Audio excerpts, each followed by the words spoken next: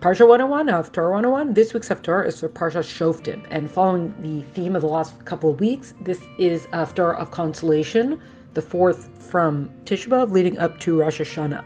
And like the last couple of weeks, this is also from the book of Isaiah, the book of Yeshaya.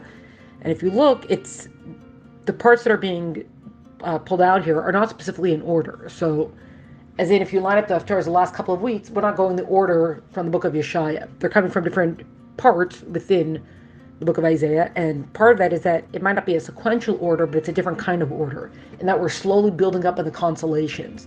So then speaking of much praise and elevation, but for example, here in this fourth week, it's going a step up from what we've had the last couple of weeks. The last couple of weeks, the prophet, even though he's speaking for God, the prophet is the one bringing consolation to the Jewish people. And this week's Haftarah speaks, Anochi, Anochi, Hu Menachemchem. This is how it starts, that God says, it is I who am the one who brings you comfort. So now God is directly speaking, saying, I directly, God, am the one coming to bring you comfort. And it goes through that, it gives a little bit of a rebuke of, you've been in exile, and because you turn toward finite beings, and why would you turn to them? Like, they could have their plans, they could do all these things, and all that could be gone in an instant. And you feared them instead of fearing me.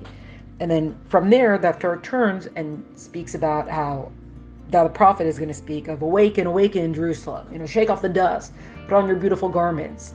You've had a very long and deep drink from the cup of suffering, from the cup of exile. There's not really, at this point, the exile has been so long and so hard, and the people have been through so much. It's beyond reason and explanation. And the truth is, it is. So that's why Hashem should bring Mashiach now, Ameh. And then, but also part of that is that when Mashiach will come, we will at least be able to look back and kind of see how everything fit together. So now in the exile, we can say there's no reason for this anymore. It's time for us to get out. But in the future, we will sort of see kind of why it was like this. And the example is, think about if you're walking through a forest or an orchard or a field or anything like that, you'll see the different textures of land, etc. But also you'll see the good parts, you'll see the imperfections. But if you go and you climb up and you look at it from above, everything looks so perfect from above. Everything has its exact place and it flows and fits together.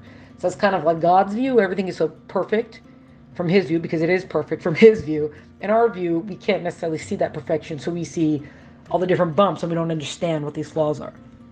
But the Torah does continue with encouraging the Jewish people that the time of the redemption will come, and all those who schemed against you and worked against you, they will be punished, and it will be like naught, etc. And then the last thing that it ends off with is that it says that unlike in Egypt, when the Egyptian exodus occurred, the Jewish people rushed out. Right, there's the matzah, the bread breaking, and all that kind of stuff. So Jewish people have to run quickly. It says this time you'll not have to run quickly because God is going to be leading you, and you'll go basically with peace and comfort, go back to return Jerusalem will be restored. Great reason for singing and dancing, etc., because God himself is going to be leading us out. And that's this week's Haftarah.